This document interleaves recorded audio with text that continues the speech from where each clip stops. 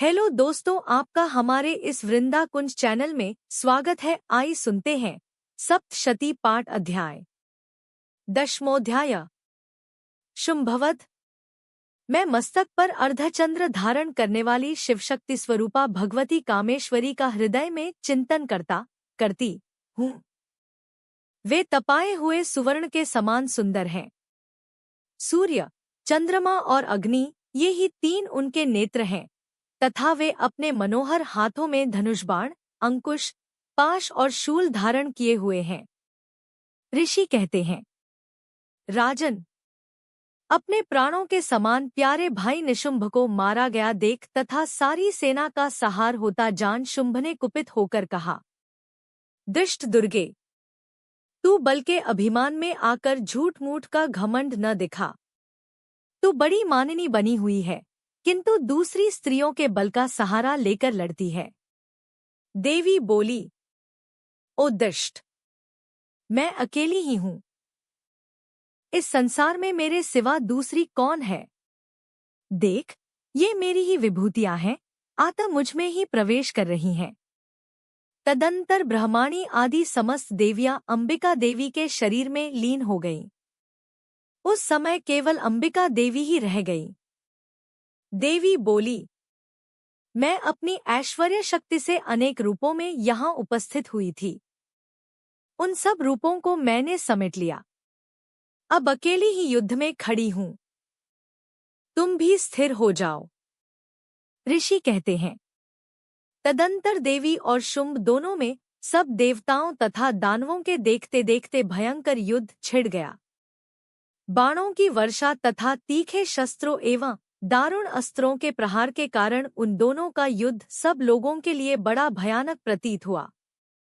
उस समय अंबिका देवी ने जो सैकड़ों दिव्य अस्त्र छोड़े, उन्हें दैत्यराज शुंभ ने उनके निवारक अस्त्रों द्वारा काट डाला।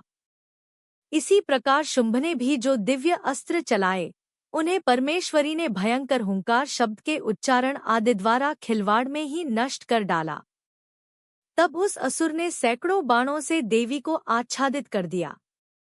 यह देख क्रोध में भरी हुई उन देवी ने भी बाण मारकर उसका धनुष काट डाला।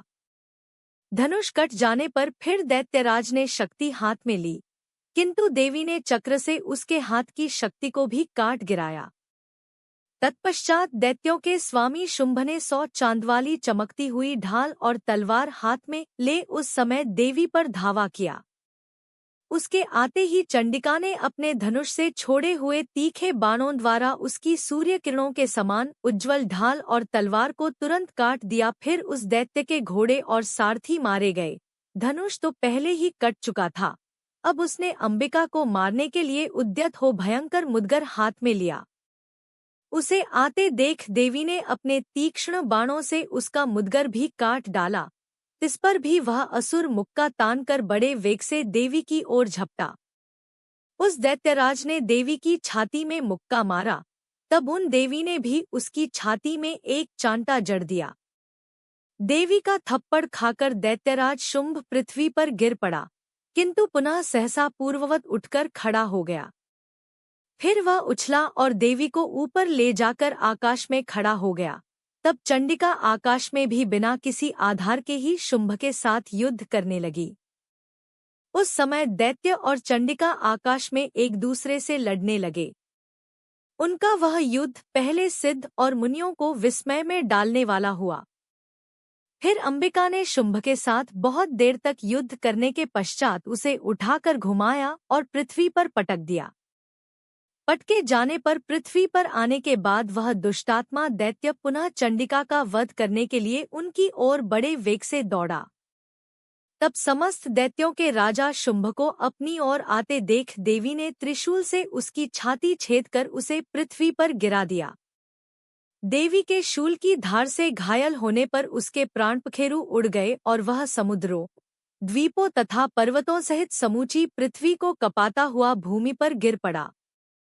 तदंतर उस दुरात्मा के मारे जाने पर संपूर्ण जगत प्रसन्न एवं पूर्ण स्वस्थ हो गया तथा आकाश स्वच्छ दिखाई देने लगा।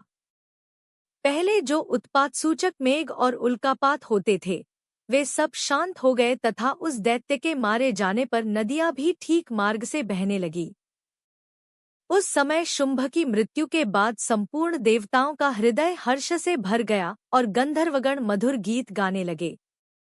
दूसरे गंधर्व बाजे बजाने लगे और अप्सराएं नाचने लगी। पवित्र वायु बहने लगी। सूर्य की प्रभा उत्तम हो गई।